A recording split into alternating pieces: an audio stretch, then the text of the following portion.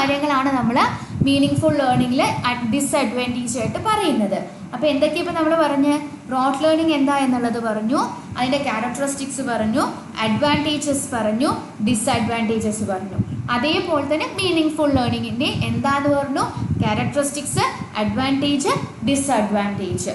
Okay, then നമ്മളൊരു 10 മാർക്കിനൊക്കെ ചോദിക്കുകയാണെന്നുണ്ടെങ്കിൽ ഈ ഒരു കമ്പാരിസൺ ടേബിളും കൂടി വരച്ചിട്ടുണ്ടെങ്കിൽ നീറ്റായിട്ട് പ്രസൻറ്റ് ചെയ്യുകയാണെങ്കിൽ നല്ലപോലെ നമുക്ക് സ്കോർ ചെയ്യാൻ പറ്റും. ദെൻ നോക്കിക്കേ, നമ്മൾ എല്ലാ രീതിയിലുള്ള ജസ്റ്റ് ഒരു കമ്പാരിസൺ. റോട്ട് ലേണിംഗ് എന്ന് പറഞ്ഞാൽ ഡെഫിനേഷൻ എന്താ? ഒന്ന് മെമ്മറൈസേഷൻ ത്രൂ റിപ്പീറ്റേഷൻ ആണ്, മറ്റേത് അണ്ടർസ്റ്റാൻഡിങ് ആണ്. പിന്നെ റോട്ട് ലേണിംഗ് ഫോക്കസ് ചെയ്യുന്നത് എന്താണ്? ഫാക്ട്സ് ആൻഡ് മെമ്മറൈസേഷൻ ആണ്. അതായത് നമ്പേഴ്സ്, ആൽഫബറ്റ് അങ്ങനത്തെ കാര്യങ്ങളോ പിന്നെ നമ്മുടെ ഫാക്ട്സുകളൊക്കെ മെമ്മറൈസ് ചെയ്യാനാണ് മെയിനായിട്ട് നമ്മൾ യൂസ് ചെയ്യുന്നത്. പക്ഷേ മീനിങ് ഫുൾ ലേണിങ്ങോ കോംപ്രിഹെൻഷൻ ആൻഡ് അപ്ലിക്കേഷൻ, അതായത് മനസ്സിലാക്കിയിട്ട് അത് അപ്ലൈ ചെയ്യാനാണ് നമ്മൾ പഠിക്കുന്നത്.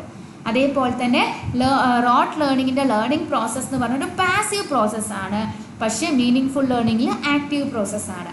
റോട്ട് ലേണിംഗ് വഴി പഠിക്കുന്ന കാര്യം ഷോർട്ട് ടേം റിട്ടൻഷനും മീനിങ് ഫുൾ ലേണിംഗ് വഴി പഠിക്കുന്ന കാര്യം ലോങ് ടേമിലേക്കാണ് ഓർമ്മയിൽ ഉണ്ടായിരിക്കുക. പിന്നെ റോട്ട് ലേണിംഗ് എന്ന് പറയുമ്പോൾ minimal level of critical thinking ആണ്, പക്ഷേ നമ്മൾ കാര്യം മനസ്സിലാക്കി പഠിക്കുമ്പോൾ നല്ല രീതിയിൽ നമ്മുടെ ക്രിട്ടിക്കൽ തിങ്കിങ് ഫോസ്റ്റർ ചെയ്യാൻ വേണ്ടിയിട്ട് പറ്റുന്നുണ്ട്.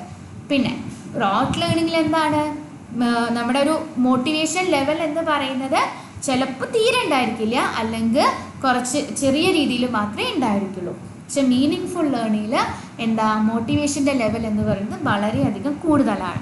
അതേപോലെ തന്നെ റോട്ട് ലേണിംഗ് എന്ന് പറയുമ്പോൾ നമുക്ക് അസസ് ചെയ്യാൻ ഈസിയാണ്, പക്ഷെ മീനിങ് ഫുൾ ലേണിംഗ് അസസ്മെൻറ്റ് എന്ന് പറയുന്നത് കുറച്ചൊരു ബുദ്ധിമുട്ടുള്ള കാര്യമാണ്. അവിടെ എക്സാമ്പിൾസ് നമ്മൾ കൊടുത്തിട്ടുണ്ട്.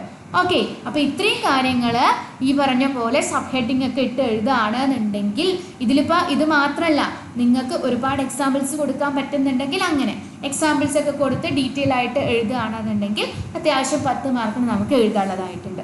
ഓക്കെ.